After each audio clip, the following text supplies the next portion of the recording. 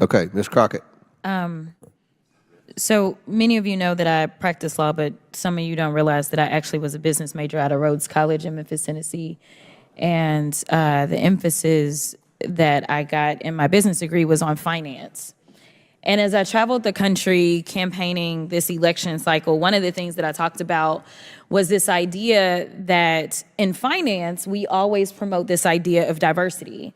If you know anything about a portfolio, the one thing that you want to do is make sure that it's as diverse as possible, because at times certain stocks will perform better than others, and they will exemplify various strengths and weaknesses. And together, a diverse portfolio is usually what any good finance person would promote. They wouldn't promote that you solely invest in vanilla wafers, believing that that is going to be the strongest portfolio, but instead they may want to add some chocolate cake and some Twinkies into the mix to make sure that we have the best portfolio, because there will be different preferences by different people, and again, there will be different strengths. But as I sit here and I think about what we say and what I'm hearing as it relates to diversity when it comes to anything outside of making money, and to be clear, we are losing GDP every time we try to push back on this idea of diversity, because all of us bring something different to the table. But you consistently said over and over the word oppression, and every time that you said it, it was almost as if I was hearing nails on a chalkboard, because it seems like you don't understand the definition of oppression, and I'd ask you to just refer to Google to help you out. Oppression is the prolonged, cruel, or unjust treatment or control. That is the definition of oppression. And so as I sit here as a Black woman who practiced civil rights, let me tell you, the reason that my colleagues wanted to make sure you understood the same Black history that your side of the aisle wants to delete out of classrooms is because you can then misuse words like oppression. There has been no oppression for the white man in this country. You tell me which white men were dragged out of their homes. You tell me which one of them got dragged all the way across an ocean and told that you are going to go and work. We are going to steal your wives. We are going to rape your wives. That didn't happen. That is oppression. We didn't ask to be here. We're not the same migrants that y'all constantly come up against. We didn't run away from home. We were stolen.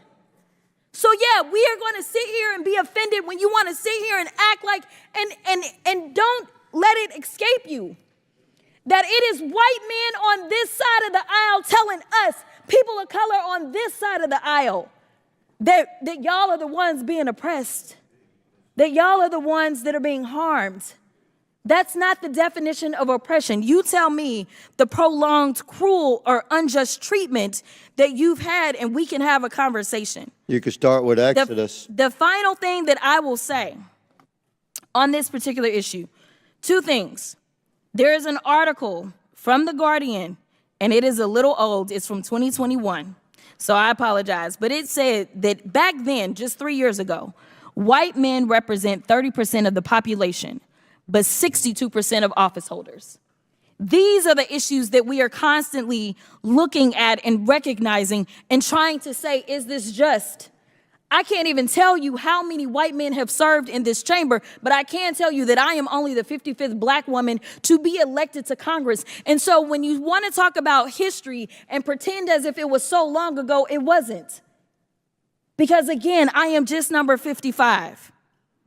Finally, when we start to talk about what do these numbers do, as we're trying to say that diversity, equity, and inclusion is the problem, the reality is that when it comes to financial performance, companies with more diverse workforces are more likely to outperform their competitors. Companies in the top quartile for racial diversity are 35% more likely to outperform their peers on profitability. Companies with diverse executive teams are 25% more likely to generate greater profits. Diverse companies earn 2.5 times higher cash flow per employee.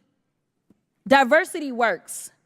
And until you can show me data that says otherwise, I think that we need to go back to being a country that listens to experts and gets out of our feelings and recognizes, again, that racism is real in this country, and until we stop pretending that it's not, we will not solve the problems that we are consistently facing, and that will bring real unity that we seek when we're looking for a more perfect union.